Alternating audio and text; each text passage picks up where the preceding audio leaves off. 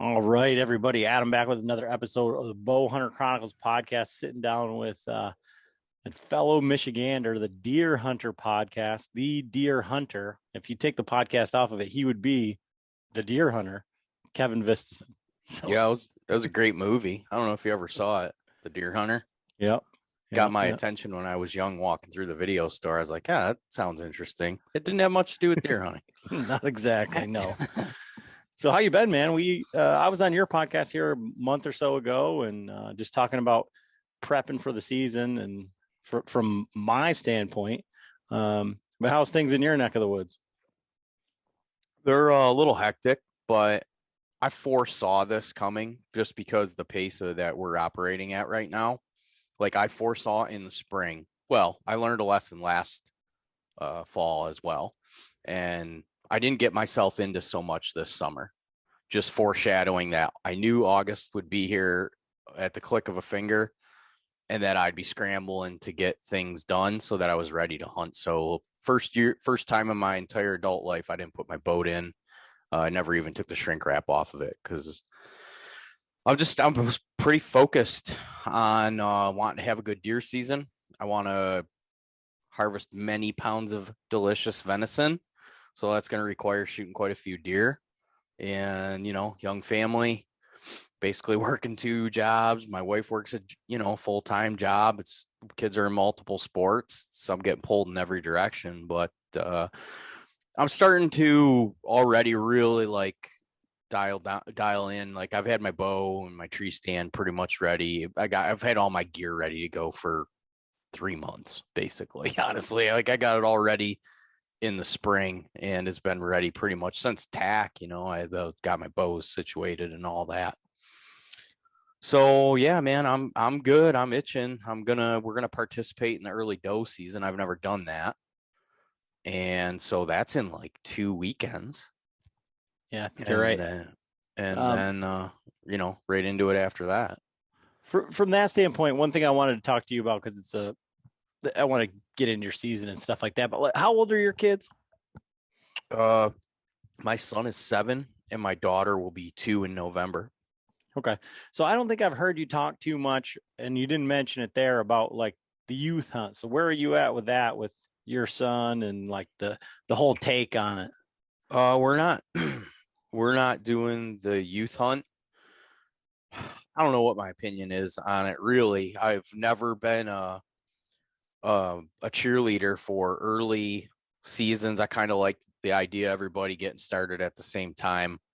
I don't know that kids need some special, you know, uh, I don't know. I'd love to see the numbers of the conversion rates of what that actually matters. Like the fact that they get a special 2 week and then they're just another thing that they're used to getting special. I don't know if they need it, but families love it and enjoy it. And it's an opportunity for people to get out there. So from that aspect, I don't know, man, it's hard for me to criticize it, but I guess personally, and here I go, I'm just talking out of both sides of my mouth because we're going to do the early doe season. And the reason really that we're doing that twofold. Number one, I want to shoot 6 deer this year. So if I can get a jump on that and get a doe in the freezer before October 1st, then I'm going to feel like I'm doing something. Two, I want to take my son on his first deer camp. So we're taking my boy. There's my brother and my cousin, and then my good friend Ryan. Our sons are kind of all in that same wheelhouse of age. They're, between 5 and 7. So we're taking 4 boys and we're going to go up there and we're going to tent camp and cook over the fire all weekend. And the weather's going to be beautiful because it's mid-September. So it just seemed like the perfect little, and it's kind of like how do I say it? It's a low stakes hunt, right? We're going on a 2-day special doe antlerless hunt. So like, for the boys, they're excited that they're going to deer camp, but they're more excited that we're going to go cook over the fire. They're going to set little traps for animals, shoot BB guns. We're going to do some man stuff. And so they're pretty jacked up about that. And I'm pretty excited about it to start introducing these guys to it. They're at the age. And I just figured this is the perfect entry point right here. Nice weather, you know, doesn't matter a whole lot what happens. If they make some noise, they don't want to sit for, I'm not going to expect my son to sit for 3 hours and not move around. That's like a ridiculous ask. And I'm not too keen on the idea of bringing electronics out there. I don't think that's a great idea. Like, those things are so damn addictive, dude. I was just at the park and I saw this kid sitting on the swing for like an hour just staring at a phone, and all these kids were playing around him. And I'm like, oh my God, you're being robbed of your childhood, you kid. But that stuff's so powerful, and kids get addicted to it. But that's why we're trying to find things to do that are actually more fulfilling and exciting than sitting around and being on electronics.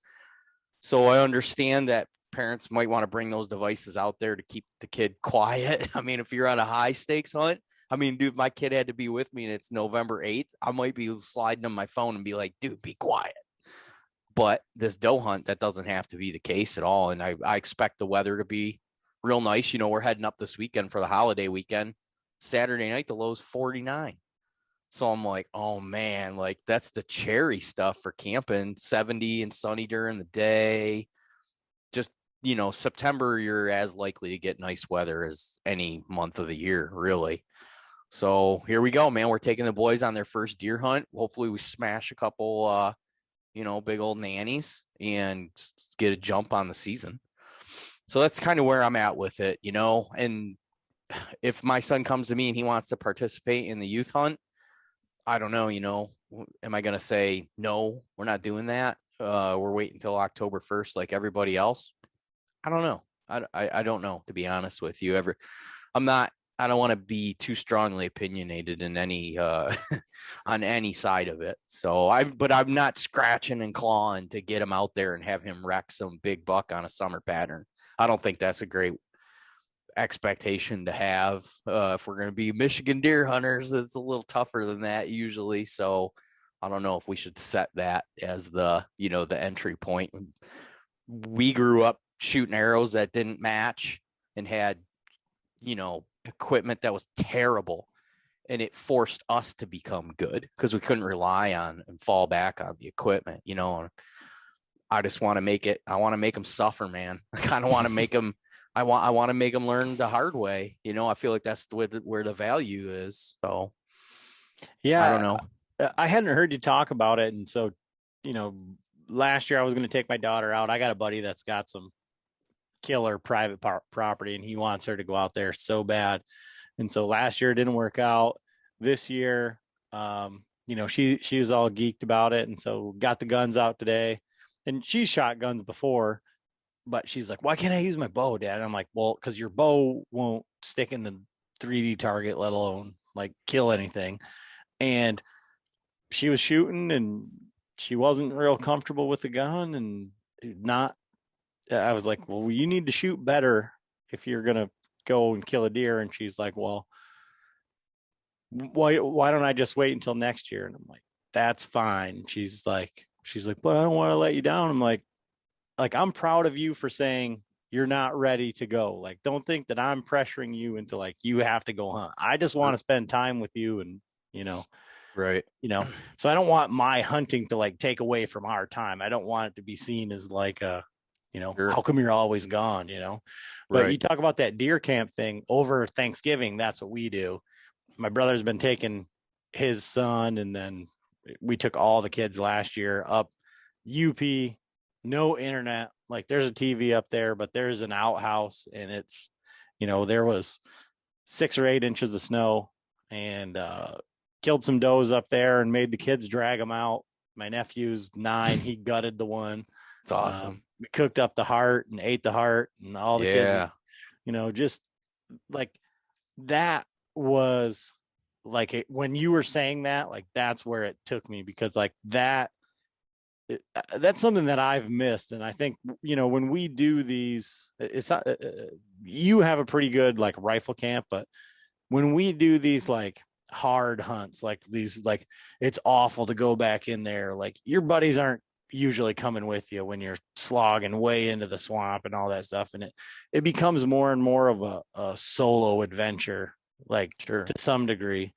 And so that's awesome to, be getting them involved with that from from like such an early age, and especially with, the cousins, and then, your buddy Ryan's kids, like that's something that they can do for decades, and they'll always go back to that. And, for me, not being much on the rifle side of it anymore, like that was something that I was really missing, was the camp. Like it was freaking awesome. And even if, 90% of the camp was under 10 years old, you know what I mean? Right. It's all that, I don't know, that fresh blood, like that excitement, like, the excitement on your kid's face is just being up there doing that stuff. And like I've got a buddy that in Virginia who does the same thing, but like when the kids cross the bridge to the UP, like they can swear, and so use the swear words in the worst ways. Like that's not how that word is supposed to be used, but that's fine. Say it however you want to. Yeah. And that's their mecca, like, can we go up we're across the bridge, can we swear now? What? Let them rip. It's deer camp. So like for you, with what you were laying out for like your season and wanting to shoot 6 deer, like what does that look like? Because you kind of bounce back and forth between like really big woods, and then you hunt some like property down near you that's like some private, right?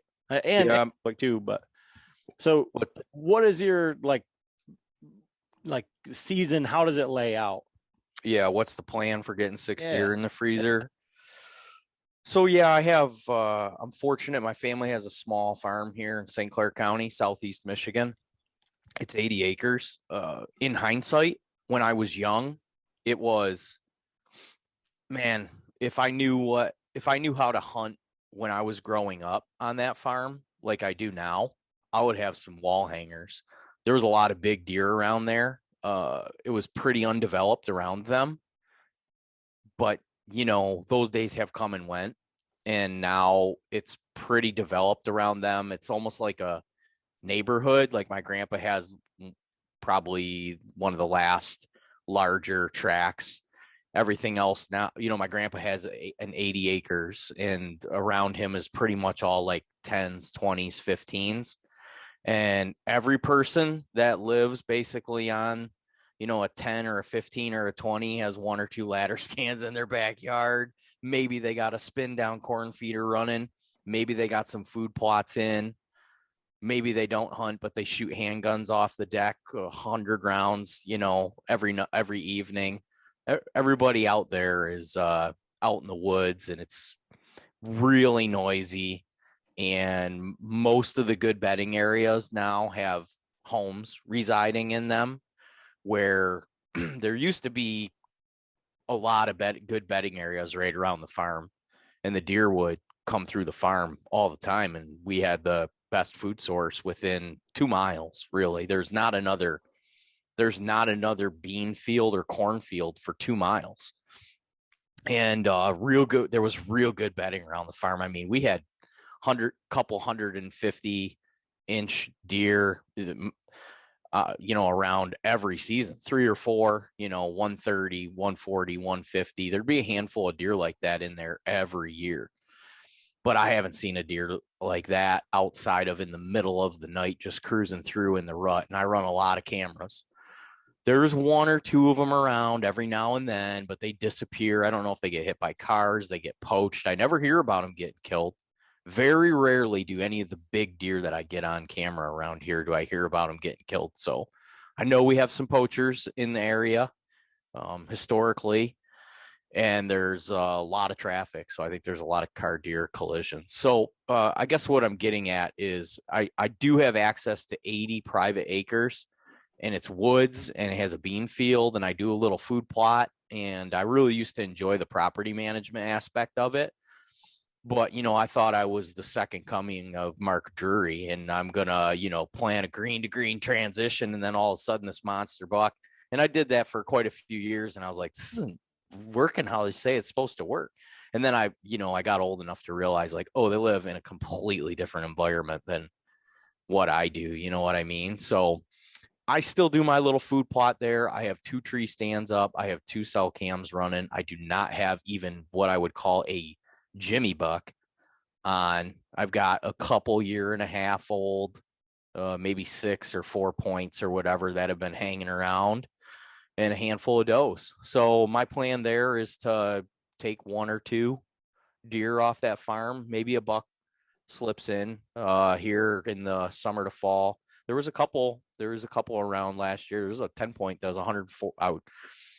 I've asked quite a few people. I had Kurt Geyer look at some videos for me, and he's scored deer for a long time, and he's pretty good at it. And he said mid 140s or low 140s, 10 point. And so, I know that deer made it through the season, but I also kind of know where that deer lives, and the chances of me ever seeing him during daylight are like, I don't know. They're terrible. They're as bad as they get. Like, he's quite a distance. He's a half mile from our farm. I don't know why in the world he would ever, but hey, maybe he shacks up with a doe one night and he decides that he's going to spend the day there, and he slips up and I run an arrow through him. So I'm always trying to be optimistic. And it's 15 minutes from my house. But obviously my love and my passion is going up north and getting away from the noise and the people, all that stuff that I said that I can't stand. My a complete objective is to get as far away from that as humanly possible and try to find a concentration of deer. And I always like to make sure that I'm looking at everything to see that there's, I feel like I'm in a position that I'm going to run into a bigger deer. I've shot a shitload of 2.5-year-old deer. I don't really feel like I need to do that anymore personally. I mean, I've probably shot 10 or a dozen nice, the nicer 2.5-year-old deer is the ones that it'd be nice if people wanted to pass those deer because they get one more year and they get into the 120-inch class, and it's a different animal from 2.5 to 3.5. And what I'm into is the face. Short face bucks. That's why I started calling them, man. I've shot a lot of them. And you know what? It's cool. If you're on a 1 or a 2 day or extended weekend and you got to run up north, personally, I would rather for a very long time shoot a short face buck and have him in the back of the truck and come home as a successful hunt. But I've done that for a very long time. And now I'm really looking for that 3.5-year and older deer. And I'm not discriminatory against basically any nice doe that, unless I'm through some nasty swamp where I was like, but you know what? Honestly, I say that, but then in the heat of the moment, I'm like, well, she's just standing there, all broadside and everything, has no clue I'm here. Let me just see if I can get drawn, and then it's just like, it's like a cat chasing a laser pointer when they come in, I'm just like, I freak out. And next thing you know, the thing's tipped over 40 yards away from me. So, that's kind of what my season is going to be like. I'm going to try to get up north. I've got kind of a range. Like the closest south to me is really, honestly, it's 2 hours and 45 minutes to 3-hour drive. And then I'm anywhere from there to 4.5 hours, depending on which way I head up. And then in between those two spots, it's an hour drive basically. So I'm kind of at the south end of my range, the north end of my range, and all through it. And I've kind of just starting to narrow down areas where there's more deer, the habitat's better. I've really got into river bottoms, and I've always loved swamps. I just think they're awesome and they're super fun to hunt in, and you just feel like you're always going to see a giant buck, even though most of the time you never do. But river bottoms have had my attention the last couple years, and beaver ponds and a lot of water structure that makes deer do things like repetitively over and over again. It's a little easier to start to read the landscape. And so I focused on that the last couple years, and I've got a couple spots this year that I'm pretty excited about. I had a mature 10 point in northern Michigan back off this beaver pond, and it's an awesome spot. And he's an older deer. You could tell he's fighting, like his eyes like scarred over and like all white, like fogged out, like his eye, that thing's not working well for sure. But he's gnarly looking. And I had that deer on camera like November 8th, November 9th in the middle of the day, right over to scrape. So, it's kind of I'm taking notes on that because nothing happens to him. I assume he might repeat that behavior this coming season. And then I hit a big deer last year. I didn't recover it. I didn't get through the shoulder. Long story. But basically I clipped the tree limb. Arrow got all squirrely, lost all its energy, hit the deer square in the shoulder, matured animal, didn't make it through the shoulder. Followed an excessive blood trail for a long ways through swamp, out the other side into a cattail marsh, and then into a river bottom ultimately. And he led me to like the big buck lair is what I'm basically calling it. So I went in and checked that out in the spring, and it's legit, as legit of a spot as I've ever basically come across up there. So I got 3 spots up there this year that really are going to have my attention. And I think, that's not even including, I bought property up north, and there's a bunch of deer on that property, and there's really good there's a river bottom literally back behind my property. It's all bedding. It's all state land. It's all bedding, river bottom, beaver pond, and then my property is the property that comes up, and it's all oaks and acorns, dude. It's ridiculous. It's so good. But I haven't had time to really get up there and scout it. And these other things, I have a pretty good finger on the pulse of where and when some deer are going to be there. So I don't know how much I've got a lot of my camera assets are allocated to the new property this year. Going to help me learn what I need to, and then going into next fall, I assume I'm going to have another, spot that's going to be a good producing spot. I've heard from some local people that the deer hunting in that area is real good, and I see good sign and some buck sign and everything. So I'll be up there in a couple weekends. I got some chainsaw work to do. I'm gonna sneak out in the morning and make a couple mock scrapes, throw a couple cameras up. I got 2 going right now. I got an SD camera over a scrape, and then I've got a cell cam that's actually set up more to monitor the comings and the goings of my property for security detail. But I might have set it up in a little bit of capacity, so I might catch some deer slipping through too. So I've seen a couple nice bucks on there, and a lot of does.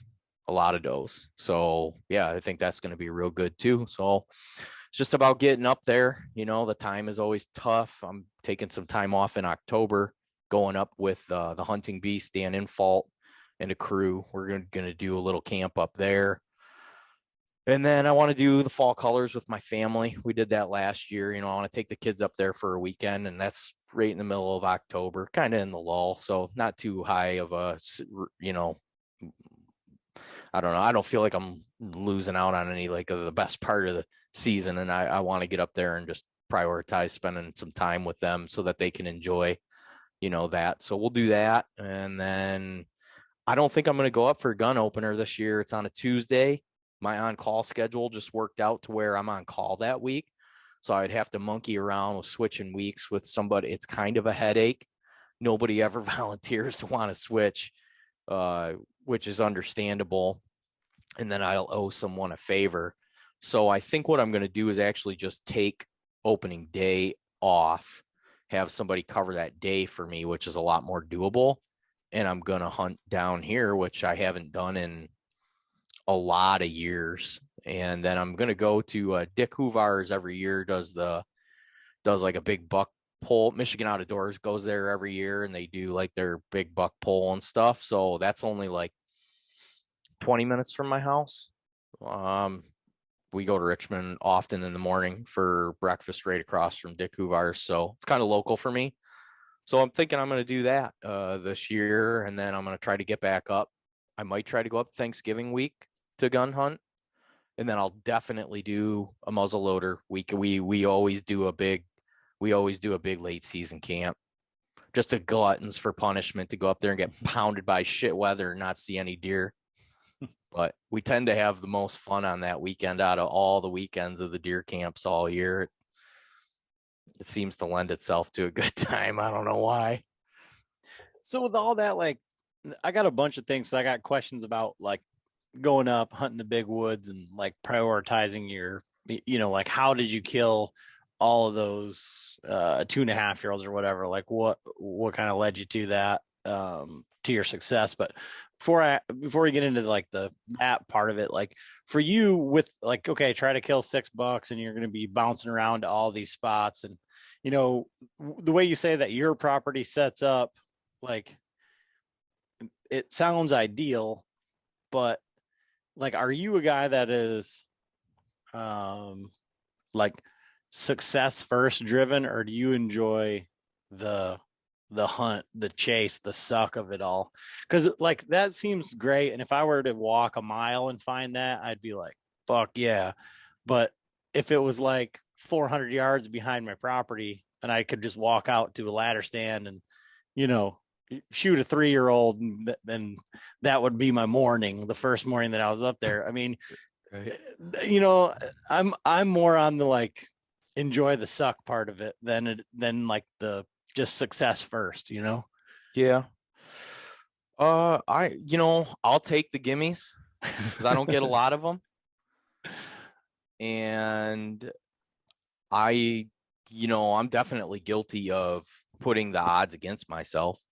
That's for sure. I've done that for forever. Like, why do you go? I mean, there couldn't be any less deer there. And I'm like, that's where I'm going. You know what I mean? So I like both angles of it. I've prioritized venison. It's a big deal for the way my family eats now. And with the rising costs of groceries and high quality food, I mean, it's asinine.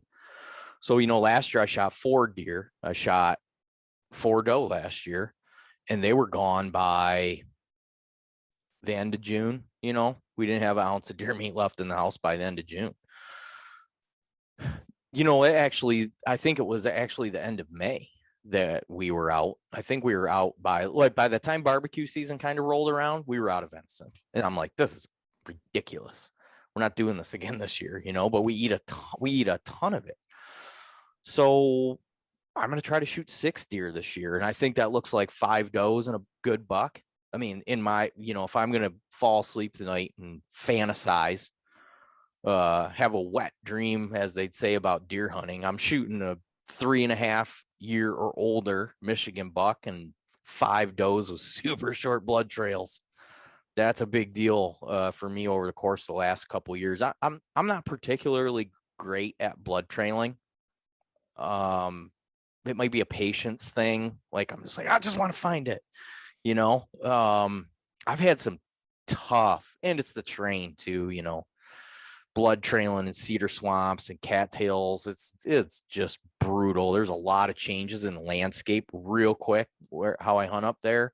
So, you get used to looking for a certain something, and then that terrain feature changes. And then, I mean, I've really grown to appreciate a short blood trail, a real good short blood trail. The bad ones stress me out, dude. I don't want to be involved with them.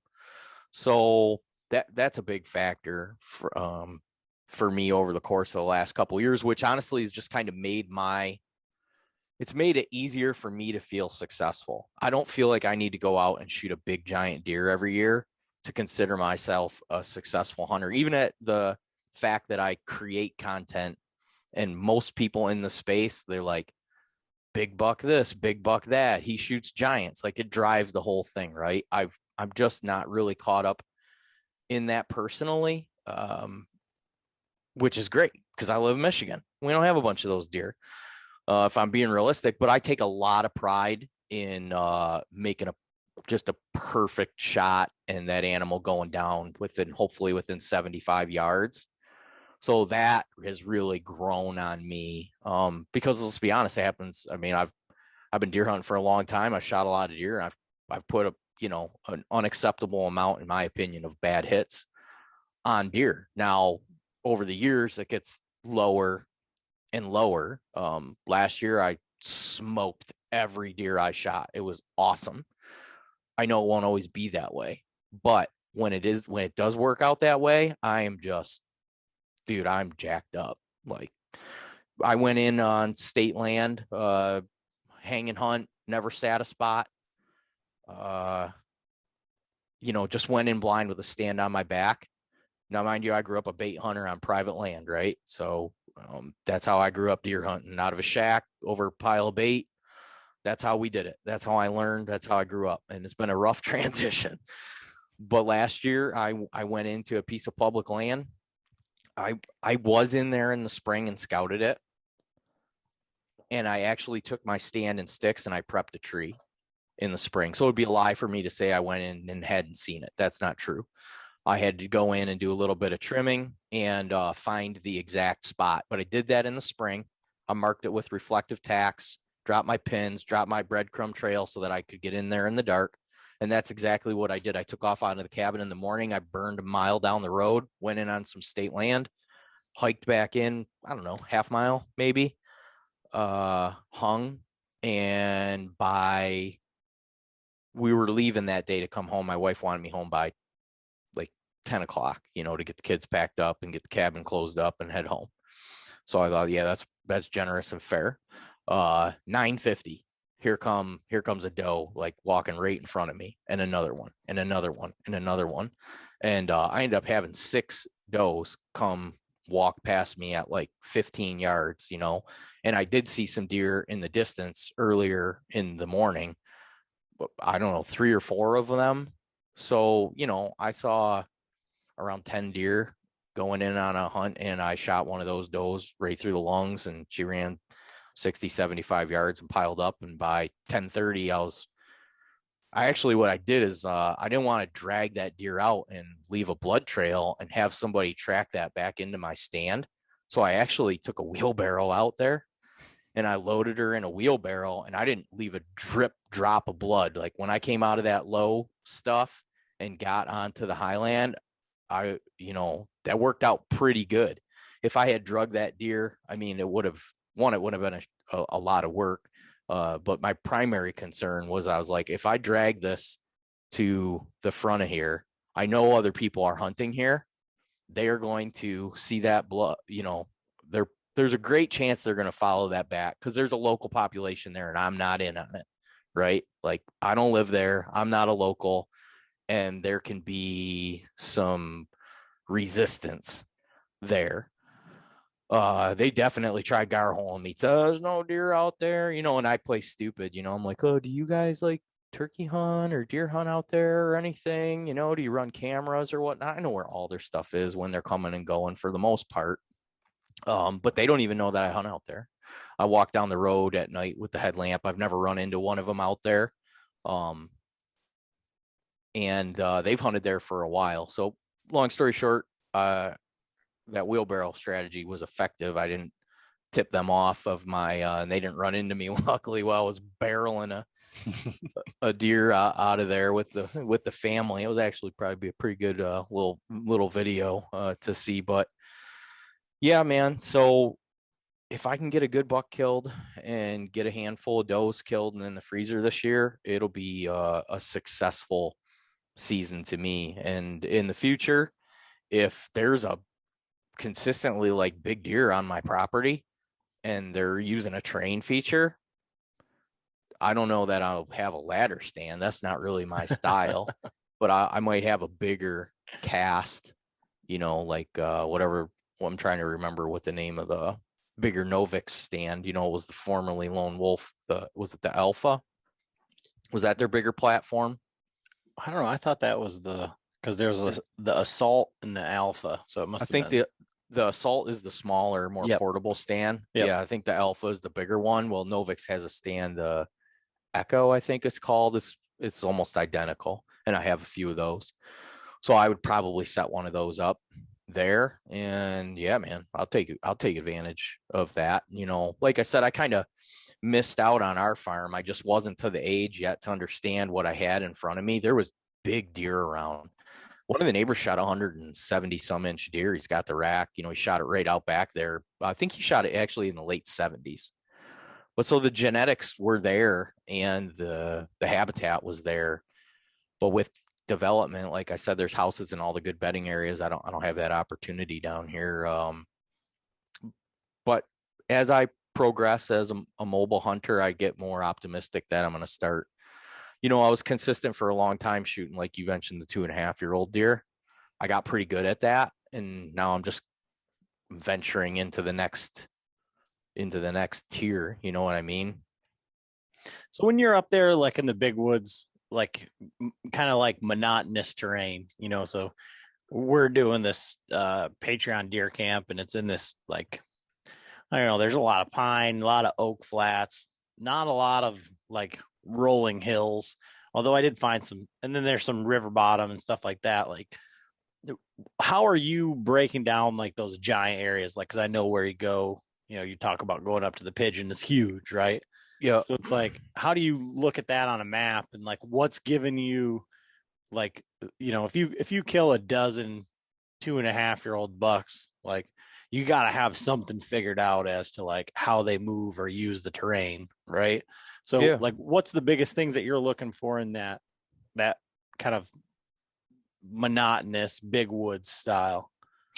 Well, anything that you can stand on the ground and look and see more than, if you can kind of consistently if you can turn a circle and just more consistently see more than 50 yards, that's probably not a spot that Michigan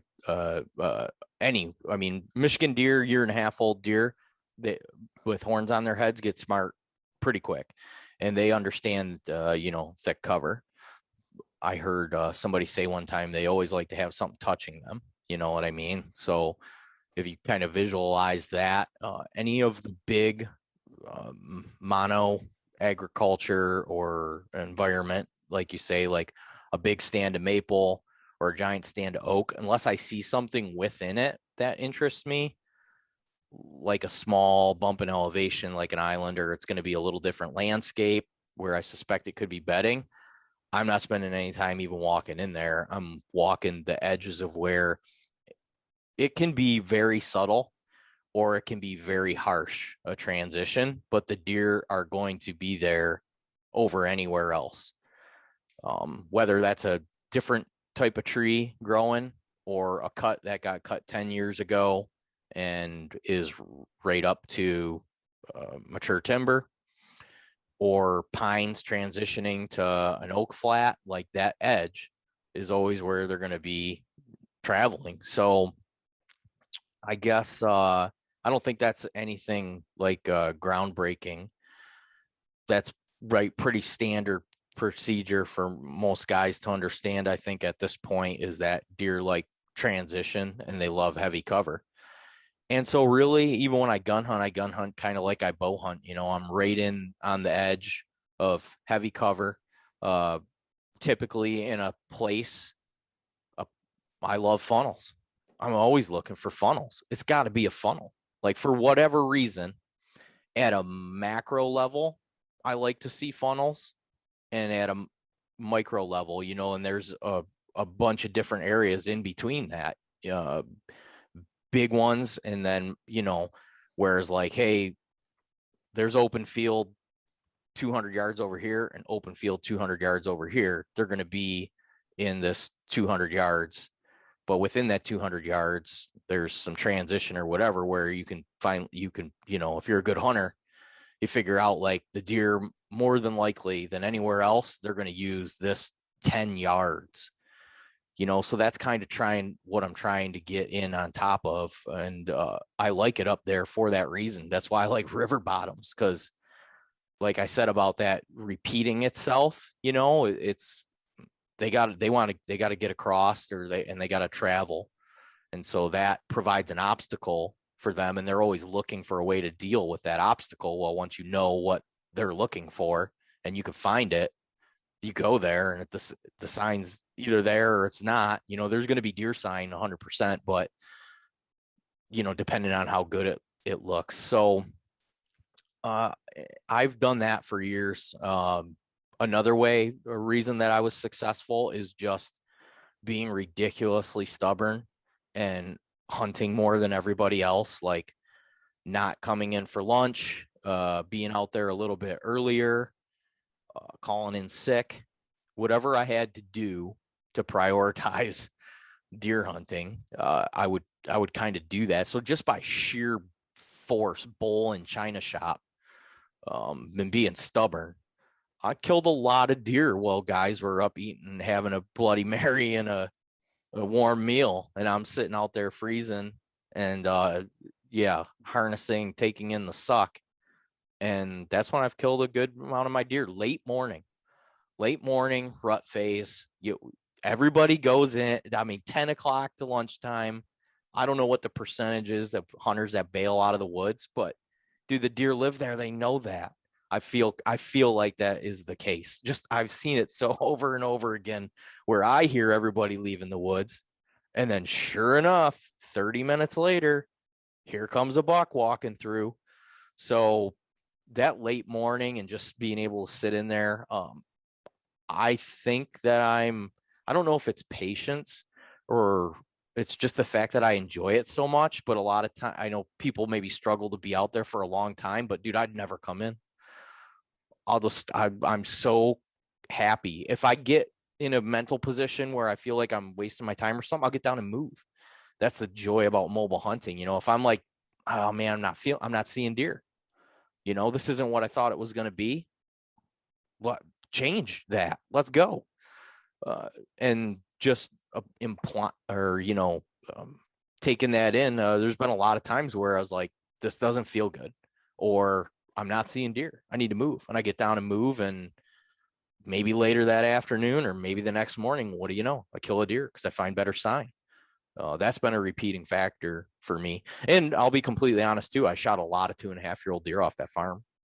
I was young and growing up. A 2.5-year-old deer around there is 115 inches or so. It's not a bad looking deer. And the ones that had better genetics, there's some that were, right around that 120 inch. So shot a lot of those deer. If I hadn't, I probably would have shot a lot of 3.5-year-old deer, but I never really was hyper focused on that. I was more hyper focused on, just like I said, dude, like when you click the laser pointer in front of the cat is just programmed to chase that thing. And when deer walk in front of me, I just kind of have to feel like I have to shoot them sometimes, but I'm getting better at managing that. I'm almost 40 now. I've been doing this for, I don't know what it is, 26 years or something like that. I think that's it. 26 years. I think I've been bow hunting. So every year is a learning thing. And I assume that this year is going to be a big one. I feel like last year was the first year where I went in to a spot pretty much completely blind, looking for a deer for a reason. And sure as shit, when he was supposed to be there, he was there. I was there, and I should have got that deer killed. And I can explain to you in hindsight where I messed up and why I messed up and how maybe small of a mess up it was, but it cost me what would have been the nicest archery buck, a mature northern Michigan buck coming out of the swamp, cruising around November 7th, looking for does, 10:30 in the morning, walking on the trail that I suspected him to be walking on because he was looking for does, on the downside wind of swampy, low bedding area where I knew these deer were coming down out of the hills, and the does were bedding just right inside that swamp because there's oaks all over, but that woods is pretty open. And yeah, man, that was a big deal for me. I don't think I've ever done that before. That was the first time where I was like, man, I did everything right, and it happened. But you just can't make the littlest mistake on those deer, on those big deer, like a Michigan public land mature deer. You're not really afforded a mistake. I mean, obviously they screw up when that time of year, and he screwed up. I was there to capitalize on it. I just little bit more, man. Is that I'm getting worked up thinking about it. God, that was a nice deer. But maybe he did me a favor. I learned a lot after that and from that. And I feel like the spot that he awarded me for not taking him home is going to be a producer for a long time. And it's so cool. It's so cool back in there. Like, it's remote, hard to get to. No matter how you spin it, it's hard to get to. And I think even at that, it would be overlooked too at the same time. On a map, it doesn't look like a whole lot, but the Bucks like it. So when you got down in there, and that was one of the things I was going to ask you, so this, like, Buckhaven or whatever you were calling it, Big buck layer. Big buck layer. Yeah. How does it lay out for the Bucks, and like when you get down in there? Because I feel like if you've been scouting enough times and like you go in somewhere, like you get somewhere and you're like, this is it. Like you there's just a different feeling that comes over you when you're like looking around and you're like, I can kill a buck right here, like right here. Yep. And like I've had that a few times. I was scouting earlier this year with a guy, and I'm like, this is where you're going to kill a buck right here. Like this is it. But then there's other places where you go, and for me, a lot of times it'll be like in season like that. You'll go somewhere and you'll just see, rubs everywhere, scrapes everywhere, and you're like, these bucks are spending a lot of time right here. So, like this, your big buck layer, is this like a bedding area type for like bucks, or is it just a nice like transition area where they can scent check a lot of different places? Like, why are they there? And what are they doing? They are there because it connects a series of bedding areas over a vast, large area. It's the easiest route of travel for them, and B, it's the kind of cover that a buck just likes to sneak around in. He doesn't want to be out in the open, but he also wants to be able to move around a little bit. And so what this is basically it comes down out of mature forest timber, mix of everything, and it's big. It comes down into this river bottom, and in that river bottom, it's all tag alder. It's thick, but the deer have their trails and their paths kind of, it looks like a horse trail in there because one, it's a river bottom, so it's soft, right?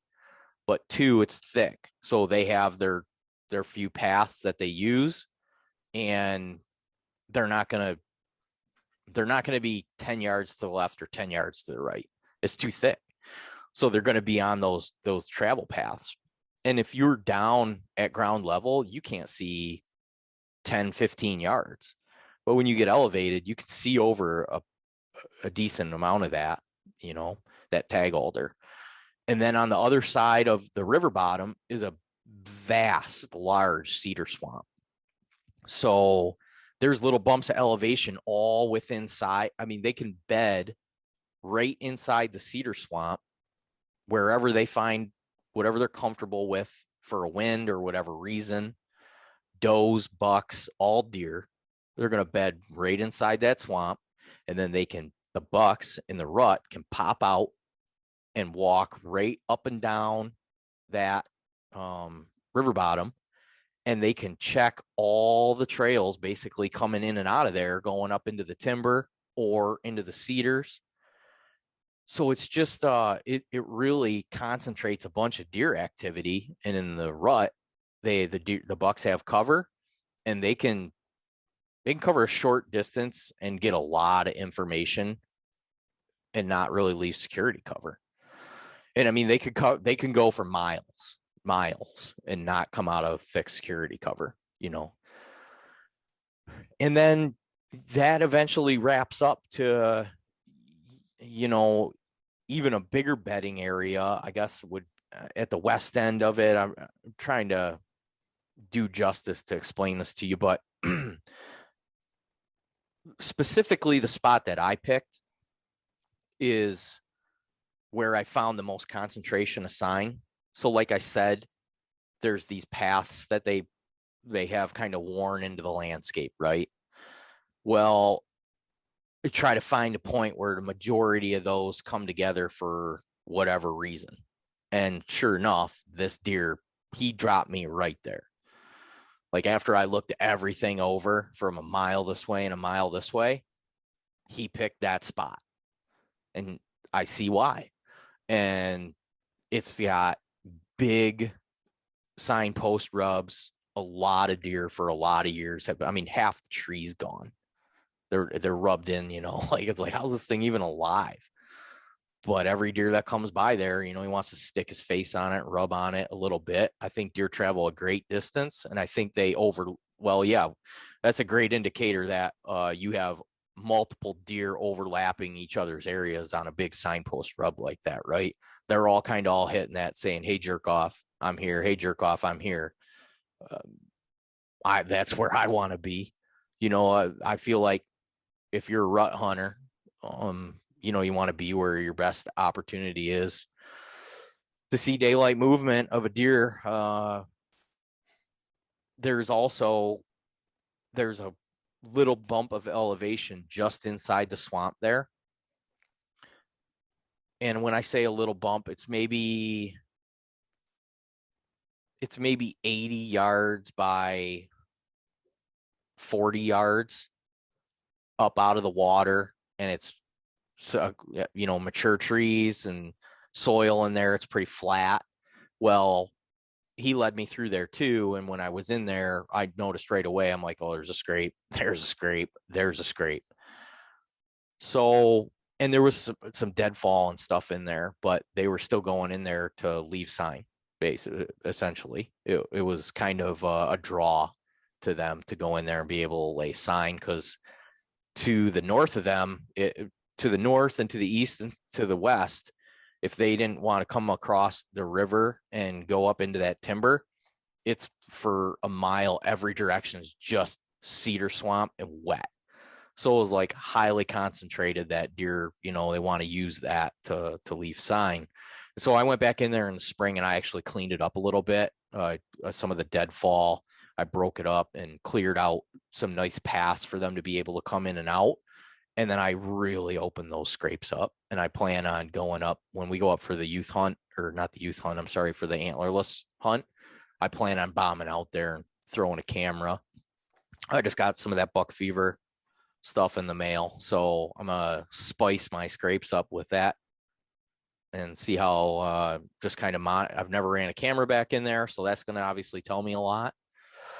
And then I'm confident from everything that I've seen that that's as good of a spot as I have, and the other thing is it's tough to get to. And I didn't see any sign of anybody hunting within 600 yards of that spot. So I feel real good about it. I don't know. Does that answer your? Yeah. I mean, so that's one of the things where, you laid it out to one of those things where I feel like we see that a lot in, so bucks will either go back to their bed, right? Like that. So they want to go back to where they feel they're safe. But in this case, because you said that deer wasn't mortally wounded, right? Didn't get through the shoulder. Yep. So do you think that deer was just going about his business saying like, he I never gotta go stopped. find me some does. And he just ended up right where it was all happening. I tracked blood about 80 yards, and it really started to open up. And then I got to a spot and I was like, oh, this is spicy. Like this is in my head still at this point. I'm thinking there's a possibility that I got through the shoulder and I'm going to find this deer within 100 yards because I heart punched him. But in the back of my head, I kind of thought it was going to be a long blood trail, that I wasn't going to find a deer, because I saw how much of the arrow was out of him when he ran away. And I knew it was a big deer, but I didn't really register it until I saw him explode and run, and saw just like ripples of muscle and fat and mass when he like folded up and turned and ran. And he actually ran through like a big down pine tree that was fully rotten. I mean, it looked like a missile hit it. Thing just blew up into shrapnel. He ran right through it. throwing grass and dirt everywhere. He exploded out of there. But I got about that distance, and there's a lot of blood. And I'm like, all right, this could be good, you know? And I think that was initially where he stopped running from when I hit him, and he just stopped and he stood there for a couple minutes, assessed what happened, what's in my shoulder, what the hell. And then I think he just decided I'm going to go about my business. I waited probably 30 minutes before I really kind of got on, the trail. I knew that deer was either dead or not mortally wounded. It wasn't a thing where I was like, oh, liver hit him, I got to wait. I'm going right now. And I thought I'd entertain the idea of reaching out to some of my local contacts and getting a dog. But after I got a couple hundred yards, I knew that deer, or I fully assumed the way that the deer was traversing the landscape. I never saw him. And I'm moving. I'm catching up with this thing because he's not laying down. Maybe I can catch up to him. Catch him slipping was never the case, dude. I think he was just clipping through that swamp. They can move through it a lot faster than you or I can. And he covered a shitload of distance in a pretty short amount of time. And I don't know. I did not find the arrow. I never found the arrow. I never found a part of the arrow. So I don't know if that arrow's still stuck in him or it fell out, a couple hundred yards after or a week after or whatever that situation is. But there's a chance that I'll run into him here this year in that spot around those dates because I think that's his route, unless somebody else killed him last year. But other deer are using that route too.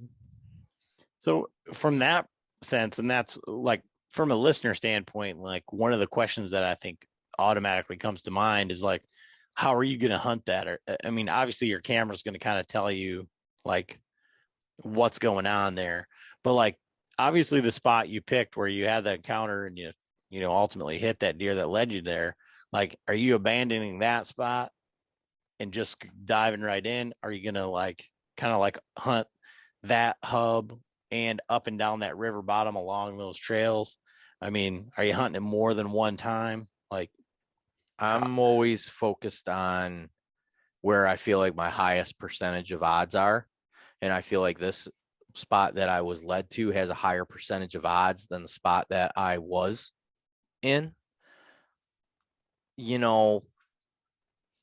The camera will be part of it, but the camera is not actually like even within kill range exactly. Like I'm not sitting on top of the camera. I have the camera situated in a position over the scrapes, and I'm not sitting right over the scrapes. I'm sitting just outside of that thick cover to catch the deer basically going in and out of it.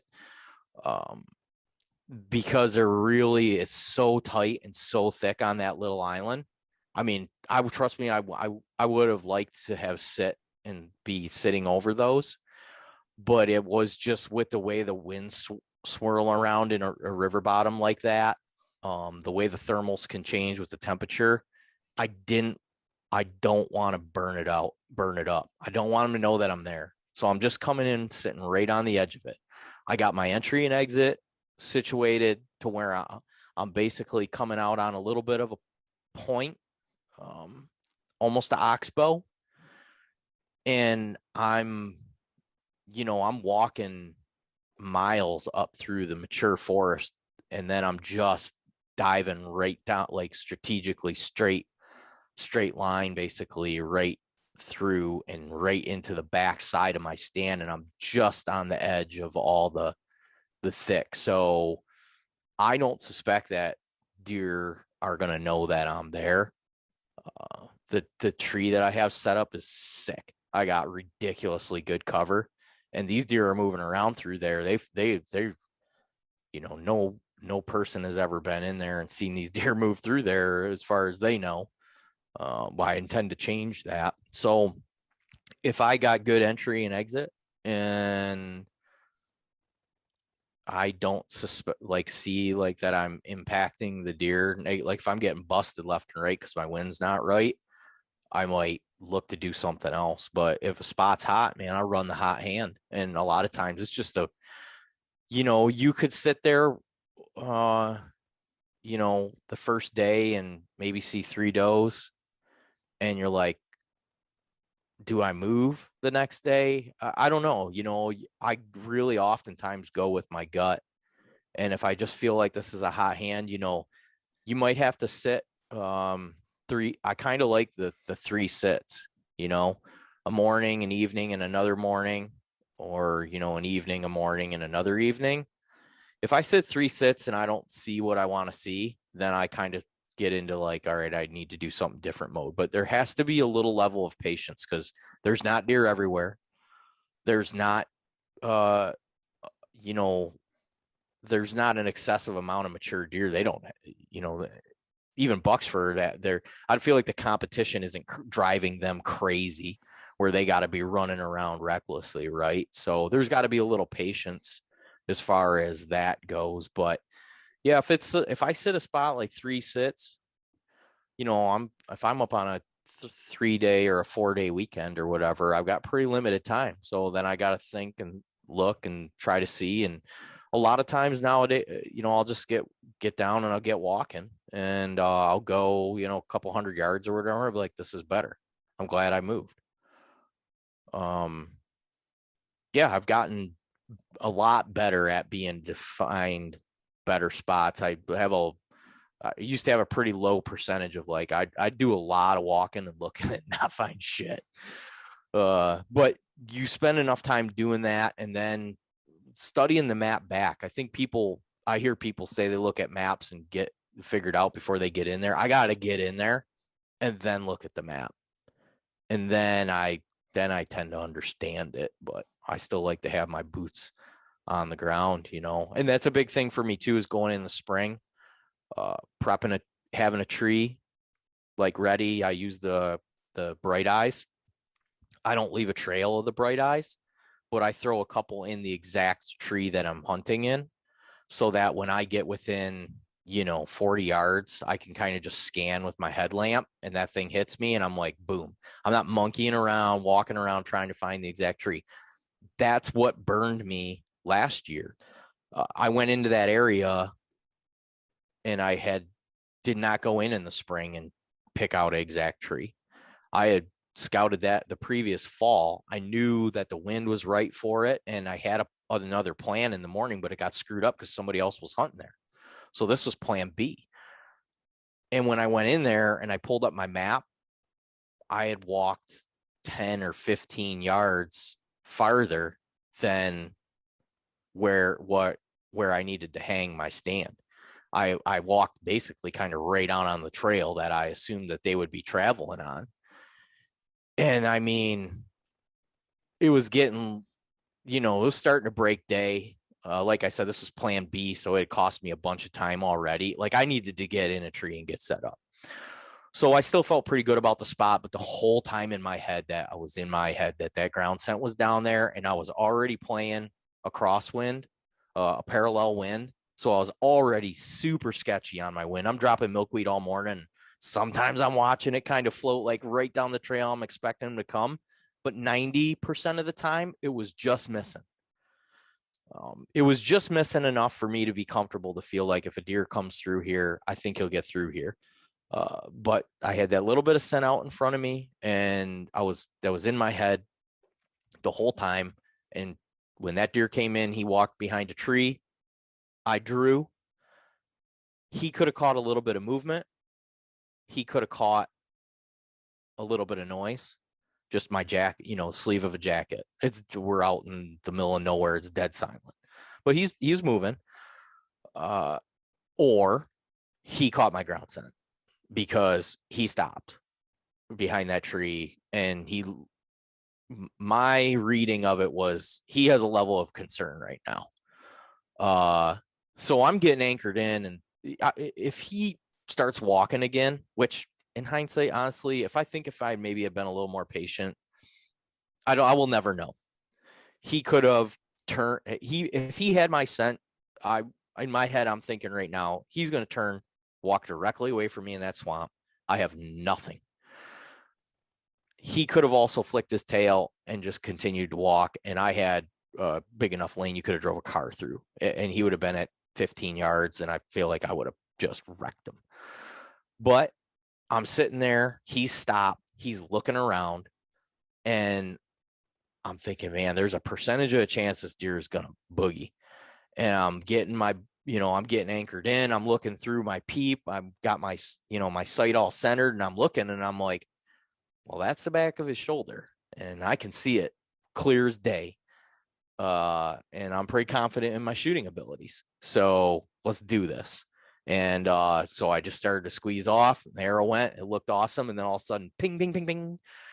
And in hindsight, when I got down and looked, there was a little small crossing limb that I just simply couldn't see from. It was small, and it was at, whatever, 12 yards in between the crotches of a couple darker trees. Never saw it. It clipped it, and it made that arrow go all crazy and hit him in the shoulder. But that's the little mistake that I said, I feel like if I would have had a completely different mentality if I knew my ground scent wasn't out in front of me, because a little bit of movement, birds move around in the trees. I've had deer lock up when I draw before, and you're just sitting there, and then they flick their tail and they come, because they're seeing blue jays and squirrels move around in the trees all the time.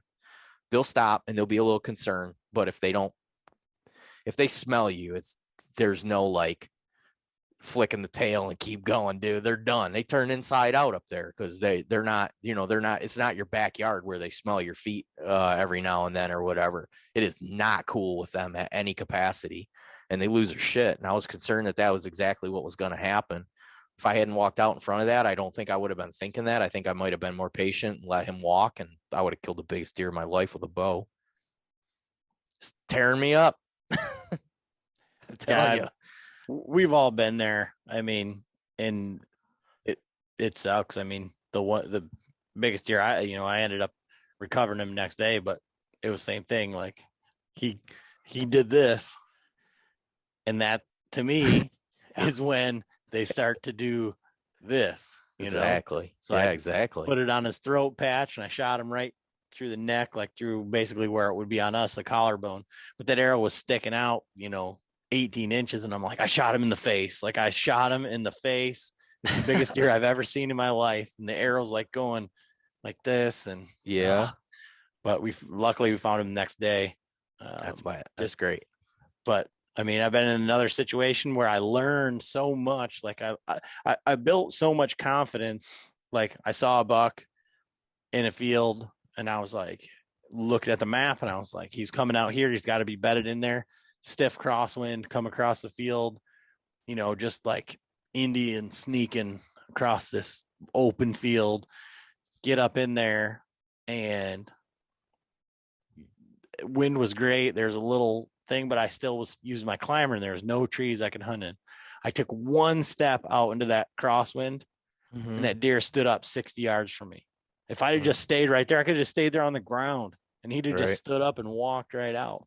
But it's those things where you look like, I mean, I'm sure just like you can, I can see that deer's rack. I can see that deer's face. Like, but I learned so much. And, like I said, like, you have a great mindset from this, is like, if that wouldn't have happened, you wouldn't have been able to find this other spot. And that deer, it sounds like ultimately lived. So, you just gotta take what the woods gives you at some point. Yeah, exactly. I was upset for a while, and I still just, what bothers me is that I'll never know if that deer was going to boogie or walk through there. I'll never know, because maybe I jumped the gun. I can't say that I made the right move, because I didn't kill that deer. So in my head, I've kind of deferred to you didn't do it, man. You made the wrong move. I don't know. But I'm not going to sit around and dwell on it. And it's thankful that, killing a big deer isn't going to make or break my season. So I'm going to enjoy it. I'm going to learn from it, take what I can, and move on. and get better. Right. So that's kind of what I'm hoping how it's going to work out. If I hit another big one in the shoulder this year, I might kill myself. But hey, well, I think like, and let's kind of close out on that. Like, I think not you killing yourself, but thanks. I know it's a little harsh, and that's probably not the truth, but I'll tell you, if that happens to me again, and I know probably at some point it could, but if it happens this year, I'm gonna maybe have to seek counseling. I won't kill myself. I'll seek counseling first. Reevaluate some things. But I think in what you said there, like one of the most like prolific things I think, and I think it's amazing that you have, the platform that you do, and you're able to have the mindset you do, and then to be able to articulate it. You said, if I don't kill a big buck this year, it doesn't make or break my season. And I think that there's so many people that are getting into this or trying to kind of like overstep their abilities, like right out of the gate. Right. I mean, yeah, I come on here and I say, I'm the world's worst bow hunter, and I love to talk to people that are better hunters than me because I'm learning. And I've been asked the question on other podcasts, like, do you feel any pressure? And I'm like, no. I mean, when I started this, like nobody was doing a podcast about not killing anything. So that like I have a very low bar to hit, right? I don't feel any pressure. I love going out and like your 10 deer hunt, right? Like where you went out to a spot where you thought the deer would be, and they are. Like that to me is the most satisfying thing of all of it, because that is like validation that you can do it without all the crap that TV shows you that you have to buy, or without all the gear or whatever. Like you can walk in the woods and say, this looks like a place where deer are going to be. And so like for you in the space of all of the hunting industry, like how do you like keep that same mentality? Right. So I'll say this first off. You mentioned a lot of people seem to be driven by that, and I think that's because that's what they're sold, that what this is all about. I see that with the younger guys. I I always wanted to kill big deer, but it just never. I was never real. I'm not, and I'm still not to this day like real competitive about it. For whatever reason, I'm competitive about everything else.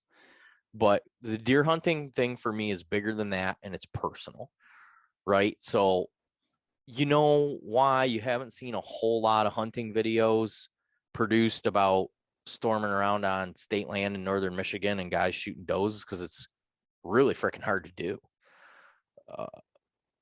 Go to a managed farm, and I want to be diligent about how I say this, because I enjoy all that type of hunting as well. It's fun and it's cool, and I enjoy the fact that some people like to do it that way. But for me, I feel like the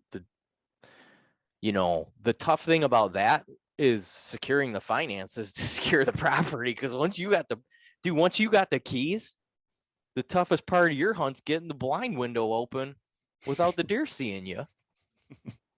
And I am fine if someone wanted to debate or argue that what they're doing is more difficult than what I'm doing, but I'm very much wanting to. It's kind of a primal thing, man. I want to get down and hunt something down. I want to test my skills. I want to be out in the wilderness, and it's not, especially if you're trying to film, and let's be real clear about that. Most of the guys the people in this space that create content film, and it's not conducive to film, to go to spots where there's not a lot of. I mean, I saw that one buck that morning, and I would not have time to get a camera on. No way. Even if I had a cameraman there with me, it would have been tough. I've done that, and it's tough. So I've just come to recognize, I feel like, that I'm like, this is a tough challenge, and I'm into it. I'm here for it. At some point, I'm going to wreck a big deer up there, and I'm going to be able to say, man, I took the hard path here. I don't need to do this every season, but I can prove to myself that I can do it. And, you know, I don't know, man. I grew up on Fred Bear and Ted Nugent. It's just cool to shoot deer. It's cool to be a good archer and be proficient and to run an arrow right through the heart of a deer without it ever knowing you're there and give that thing the most merciful death that it could ever possibly have in nature. Dude, nature's brutal, right? Their teeth rot out, they starve to death. It's not good. The vegans are got it all wrong. We're the good guys. Promise you. So I, you know, short blood trails or something that I'm into. So, and I can get those no matter how big the size of the deer is or that, you know, and I feel like that's what a good hunter does. You know, when I see a piece of content of somebody running a giant mechanical broadhead through the guts of a deer at 20 yards and doesn't even get the penetration out to the other side, I'm like, I don't know. You know, there's a scale there about how you want to measure your levels of success as a bow hunter. You know, cool, you wrecked a big buck, shot him through the guts, didn't even get a pass through, and you're promoting things that other people are going to mimic what you do. You know, those aren't the results I want. So yeah, man, for me, it's just a real personal endeavor. It's it's a place that I kind of go to remain sane. So it's, you know, it's real special to me in that aspect.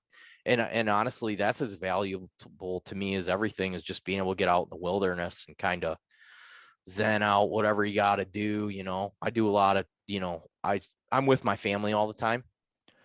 That's a double-edged sword. You know, I got young kids and a wife, and everybody's really busy, but we're together all the time. And there's some times where I'm just like, dude, this is ridiculous. What am I doing? You know, what am I doing here? But I get away from those guys for 24, 48 hours out in the woods and I'll go a couple days without talking to anybody. Think about the last time you went a couple days without talking to anybody. Dude, your brain just starts playing tricks on you. I miss my family like crazy. I come home just more grateful for what I got. It's good for me, kind of wash my soul. We always call it filling up the spirit meter. Got to go up there and like hook the pump up and fill the spirit tank back up, you know, and that's what that place does for me. So I get a full tank. Killing a couple deer definitely gets her topped off with some premium, you know. And I feel like I'm always in the game on a big one too, you know. I feel like I'm never going out there thinking I'm not going to have a chance at a deer, you know, worth shooting here tonight. Sometimes that mentality is just like, man, it's late season. It's really tough to get on deer. If I get a doe killed today, dude, we're celebrating. You know, November 7th, that's a different attitude. I'm looking for a different thing, you know. So it's a whole sliding scale throughout the season. We're going up on this early season bow hunt, like October 8th through the 12th. Lull, basically, right? And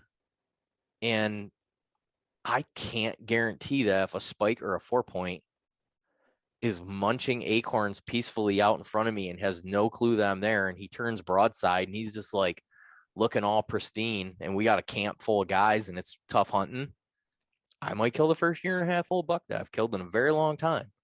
You can't be very picky if you want to shoot 6 deer in a season and you're working and got a family and stuff. And so I don't know, sliding scale, right? It just is all about how I feel. I'm not too concerned about what other people think, because they don't affect my life in any capacity, you know. So, but my kids having healthy food to eat and my grocery bill sure the hell does, you know, and that's kind of where I'm at with it. So getting deer meat in the freezer right now is a big win for everybody. Mom's happy, kids are happy. I love venison. I love to eat meat. I'll eat meat 3 meals a day, every pretty much every day of the week, to be honest with you. That's relatively unaffordable right now. And I just like venison the best. So it works out great for me in that capacity. We got a lot of state land. We got a lot of deer. We got a lot to be thankful for as Michigan deer hunters. And I think selectively people are getting a little more picky, and I think that's cool. I think our community is growing through all these podcasts, you know, platforms like yours. You got Dave Thomas's Bowhunter Planet shirt on. That's cool. I was going to comment on that earlier. you know, we got a lot of great content and a lot of great minds here in the state that are, none of us really bicker or argue or dislike each other. And it's a big growing community, and everybody's benefiting from that. And I think as everybody collectively gets better at deer hunting, they'll pass that 1.5-year-old buck or that 2.5-year-old buck, because they've been growing up on this stuff, man. They're ready to take that next step. And I think, we're starting to see that, and I think that's going to get better. Um, you know, however the state's going to manage. I don't know if anybody's paying attention to how government operates, but I'm thinking we could do a better job. If we just channel our inner libertarians and say, yeah, these guys are all clowns. This is all we need to kind of do collectively as a community. And not everybody's going to do it. You can't crucify the ones that aren't, right? It's not even worth having the argument. But just know collectively as a group, we're kind of all improving this thing, and it's going to get better, I think, as long as the crazy Yahoo anti-hunters, we slow those jerk offs down and have them stop chipping away at hunting rights. But, they'll have a fight on their hands when they come to this state. Oh, 100%. Yeah. The culture here is so rich outside of, 2 cities. Right. Right. I mean, right. So beyond that. Yeah. I mean, exactly. Exactly right. And I'll tell you the honest truth, you spend time in both those cities, there's a probably large majority of people support hunting. It's just the loud, organized yahoos. And that's what they are. They tend to be people of low moral integrity and not very kind, and just looking for something to bitch about because they don't have their lives in order. And there's not that many of those people. They get amplified. But I spend a lot of time in Detroit and a lot of time in Ann Arbor. Those are the two. Am I? Yeah, you got it. And you wouldn't believe how many people are just like, oh, my grandpa used to deer hunt. My uncle used to take me, or I used to go. And people are cool with it, and I think that like platforms like Ranella's and Rogan, they've really done us a service to take that person that really wasn't opinionated on it and be like, oh, hunting's actually super, like, makes sense and is super cool, so we're benefiting from that, from those guys too. Yeah, 100%.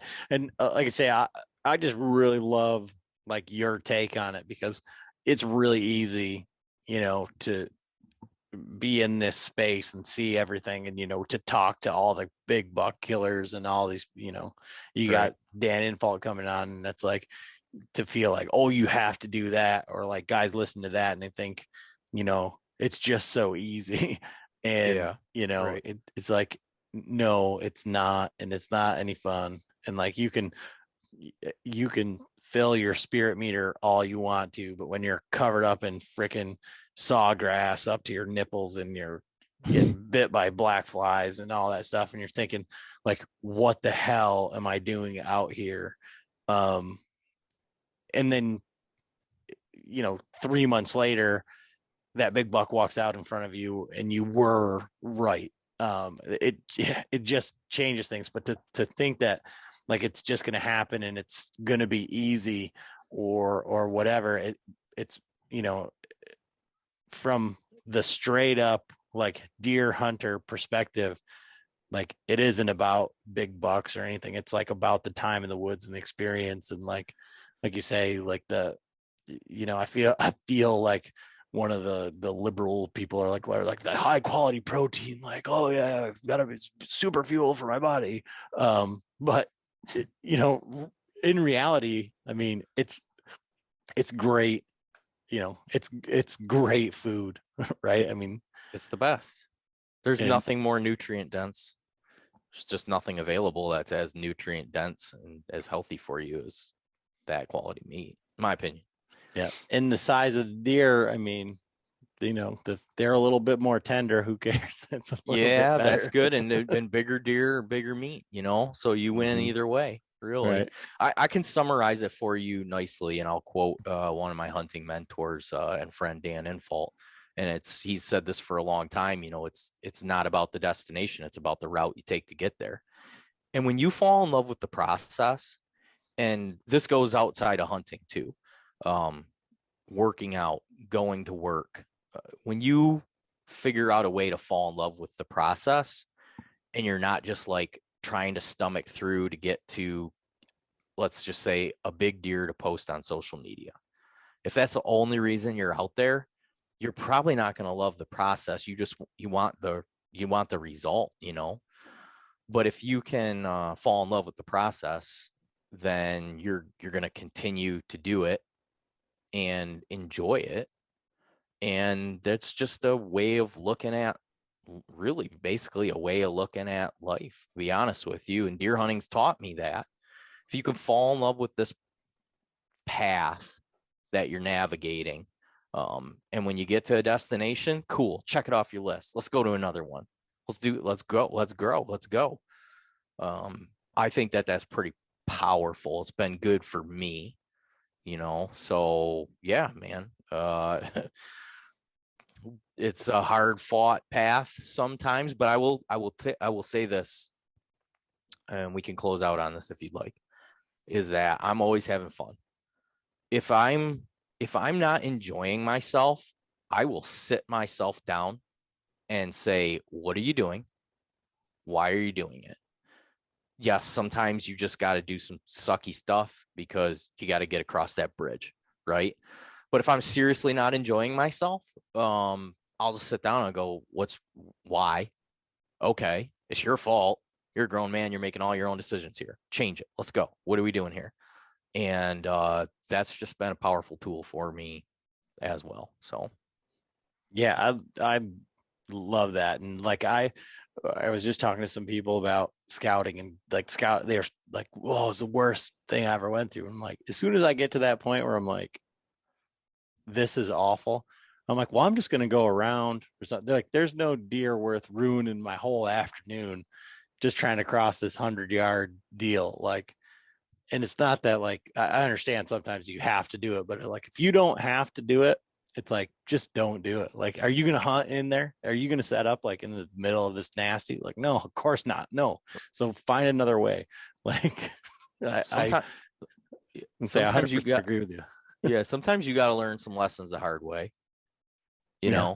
but yeah, I'm always, for the most part, man, I'm always enjoying myself. And if I'm not, I make a directive move to get back in that mindset, so whether that's taking a break for a minute, making a hot cup of coffee. I usually pack a jet boil around with me. Whatever you got to do to just give yourself a little shift in attitude and enjoy yourself, so that's what I'm focused on. I appreciate you having me on here tonight. I talked a lot, but it's freaking deer season's right here, dude. I'm jacked up. Makes my job easier, right? Yeah. Well, this is nice for me because I'm not sitting here freaking out about how I gotta drive the conversation. It's Yeah. right. Oh yeah. Yeah. This is a nice spot to be in. Yep. So I appreciate it. So, like, where can people follow along with like your hunt that you're doing in October and all that stuff? Can they expect that? And I mean, we did this on video, so check it out on YouTube. I was hoping you were going to wear one of your new shirts that you got. Yeah, I don't have any here. We're doing a pre-order. I don't even have any for myself yet. And yeah, so we just redid our entire website. So it's deerhunterpodcast.com, and everything can be found through there. And yes, there is a handful of videographers coming up north with us. Jordan Brown from Michigan Outdoors is penciled in to be there with all the intentions of doing an episode for Michigan Outdoors Television. And Aaron Blasey from the Fall, who's a really good, top tier producer. He's coming up there to do some filming. My friend Jordan Susowitz is coming there to do some filming. And yeah, I want to capture a big woods bow camp, just a group of guys getting together to do a deer hunt, sit around a campfire. And collectively with all of us running cameras, we have a much higher percentage of odds of getting a kill or two on video. So our plan is to do a big share of content out through everybody's platforms. So, obviously anybody that knows Dan Infalt and the Hunting Beast, he puts out a lot of YouTube content, and he gets it out pretty quick nowadays. And so that's going to be cool. Not a lot of people. I mean, props to Dan Infalt. He's one of the guys that'll just get in there, dude. Like, there's not a ton of people with the status of himself for being a big buck killer and has kind of made and staked his claim on that are going hunting state land in northern Michigan. You know what I mean? So, like, props to him for coming and doing that. And I think it's going to be kind of a special weekend in that regard. I mentioned maybe, that Dan's a friend of mine and a mentor. And I've spent some time with him in the woods doing some bear baiting and scouting and podcasting and shooting bows, but we've never deer hunted together. And so I'm very excited to spend a weekend in camp and deer hunt with him. And we're going to do the first day, we're going to scout. We're going to scout and scout and scout, and we're going to film it all. And we're going to share with everybody. And Dan's going to tear this stuff apart, right? I'm going to show him some stuff that I've been looking at. And he's going to say, no, you're stupid. What are we doing? We're not doing, what do we do? Cross that off. We're not going there. Or we'll get into something. And he said, well, you're onto something here, but so it's going to be a very valuable learning experience for me. And then, like I said, everybody's going to kind of share each other's content. And I don't know exactly what Jordan Susowitz plans on doing. I'm maybe he'll do a little short film or something for the Au River Outfitters. I know he was wanting to come that weekend to capture some content to put out through have you been there? Mm-mm. Oh, dude. Do you know about it? Uh-uh. Well, let me tell you and your audience. In Mayo, Michigan, there's been a little sporting goods shop for a while now called Au River Outfitters. It was right on the main drag. Have you been through Mayo? Mm-mm. Okay. Well, you go up basically 33, off 75, up 33. People that know the Mayo area know the Mayo area. The people that don't, they can look on Google and look where Mayo, Michigan is. They built a giant building just down the road from where the small original building is. And dude, it's a world-class outfitter. Like, you pull in the parking lot and you're like, this shouldn't exist here. Why is this here? And then you go in and you're like, oh my God, world-class, like, outfitting store. They have a whole archery shop, a bunch of fishing gear, clothing, high-end optics, sunglasses. It's nicer quality and like on par. They don't have the inventory that like Cabela's does, but it's not what you think about when you go to like a sporting goods shop in northern Michigan. You walk in there and you're like, damn, this is nice. And they just did their grand opening this spring.